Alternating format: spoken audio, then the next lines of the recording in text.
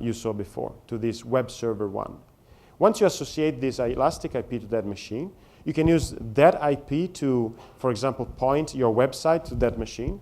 And then, of course, you can do some interesting activities with that IP. So as a default, when you create a new EC2 machine, for example, this one is a web server, that one will have a public DNS, a very long string that you can eventually use to, for example, host your website. But the problem is that if you need to do any change, it's very difficult to do this in production. You need to typically take down the instance, do your maintenance, and take it up again. Instead, if you map it with an elastic IP, you can use that to map your website to this machine. But if you need to do any change, you don't need to have any downtime. You can just launch a new machine, install a new version of your website, or maybe launch a bigger machine. And once you're happy, you can just point the elastic IP to the new machine, and the end user will not notice that you did this change. So there are many tools like this that can make your life easy. Fifth point is think parallel. I don't know if you're familiar with high-speed trains. This is the Shinkansen in Japan, a very famous train, and a very fast one as well. This train goes to 320 kilometers per hour. So when they designed this train, they actually were in front of a very difficult situation. It was not easy to design a train to be this fast. So they came up with a very clever idea. Before that, every train had one single engine in front, sometimes an additional engine in the back. They decided to put one engine per car. So they were thinking parallel, and by doing this, they were able to, of course, reach a much higher speed for this train. The same concept applies to cloud computing, and if you think parallel, of course, there are tools that allow you to, for example, have multiple jobs run in parallel using a tool called Hadoop, which is a framework for data-intensive applications. And instead of running it by yourself, you can use a service called Elastic MapReduce, which creates a Hadoop cluster all by itself, and you just need to click a few times to run it. And you will run multiple tasks in parallel. Or when you upload files to Amazon S3, you might say, well, from Australia it's not this fast to upload files to S3 sometimes. Well, there are many ways to increase the upload speed, for example, by using multi-part uploads.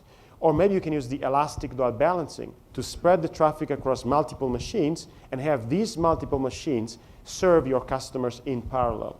This is a simple example how you can create an elastic load balancer. You can create a new one, you give it a name, you decide on which port you want to load balance your traffic, port 80, for example, your web traffic, HTTP.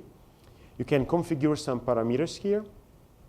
And after you do this, and you click continue, you can select which machines should be part of your elastic load balancer. It's very easy to do this. And then once you're finished, you wait only a few minutes, and the elastic load balancer will be available, up and running. These usually takes days to be configured by yourself. We provide this service to you, and in a few minutes and a few clicks, you can do it by yourself. You can just create a new elastic load balancer. Number 6, don't fear constraints. So I'm a big fan of Leonardo da Vinci. Also, being Italian, is one of our most famous scientists and artists. And in 1502, he designed a new type of bridge that you can see on the left side here. He proposed this bridge to the Sultan of Istanbul, and he said that this bridge was impossible to be built. It couldn't stand, it couldn't exist. So he just dismissed the project and went away.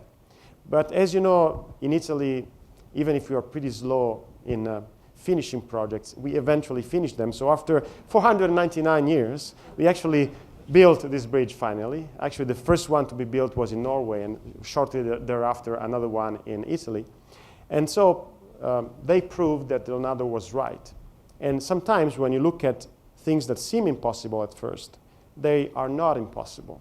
So the comparison here between this bridge example and the cloud is that whenever you see an obstacle, it's human to think, oh, I can't do this in the cloud because they don't offer functionality X, or they don't offer this amount of RAM on a single machine. Instead, there is almost always a way to overcome that obstacle, maybe using different tools in a different way.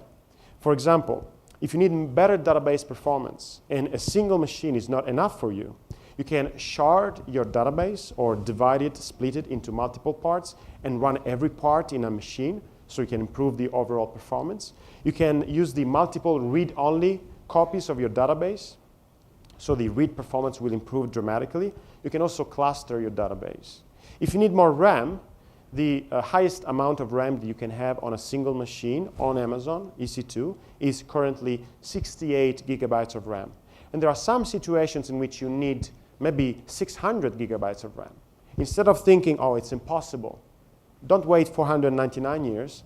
Just launch 10 machines and install memcached on these machines. Memcached is a simple tool that allows you to pool RAM resources together and use it as if they were one. So you can have 680 gigabytes of memory just by running 10 machines with memcached. If you need faster disks and the performance of EBS is not good enough for you, you can just create a RAID configuration with multiple EBS volumes. And RAID configurations can be set in such a way that you can improve performance or even increase reliability and durability. So as you remember, I showed you this example before in which you could have a master database and a standby replica.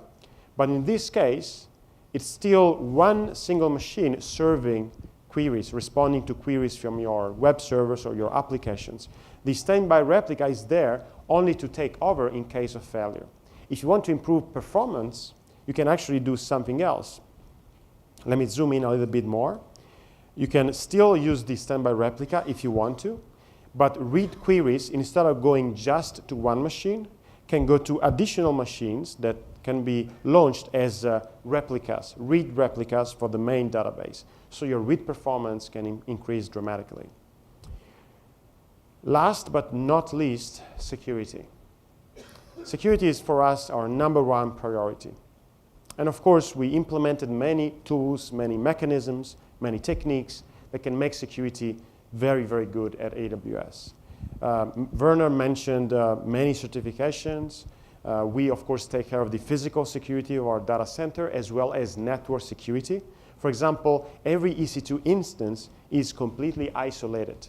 Even if multiple customers use machines in the same data center, these machines cannot talk to each other. So they are protected against any type of network attacks, even inside the same data center. We, of course, provide encryption, both in the way of SSL endpoints. So when you connect to Amazon Web Services, you can transfer data encrypted. And we manage the SSL endpoint for you. And you can also encrypt your data on your EBS volumes. We also provide security groups, which are firewalls for inbound traffic that are set by default on every EC2 machine and every RDS machine, every database machine that you launch. And you can also manage multiple users and multiple groups using IAM, Identity and Access Management. And since acronyms are not enough for this slide, we also have VPC that Werner already mentioned, the Virtual Private Cloud. Let me give you a few additional details on this. For example, security groups, this is how they work. You can create some security groups and name them, for example, web servers, app servers, database servers, and the green one is for RDS machines. It's a different type of security groups. And then you can run your EC2 machines inside these security groups. And of course, your RDS machines inside that security group itself. And when you have access from the internet, or maybe from your specific computer, the one that you use to manage these machines, you can enable different ports to be open to specific groups. You can open port 80, the one that is used for web traffic from anybody, from the internet. But you can enable port 22, if these are Linux instances, for example, only from your computer. So only you will be able to connect to these machines and try to manage them and log in as a root user and manage them. You can have the web servers being able to talk to the app servers and vice versa, but nobody can access the app servers from the internet. And even if you want to access the app servers, you have to first connect to the web servers and then connect to the app servers. You can do the same between app servers and database servers, and the same between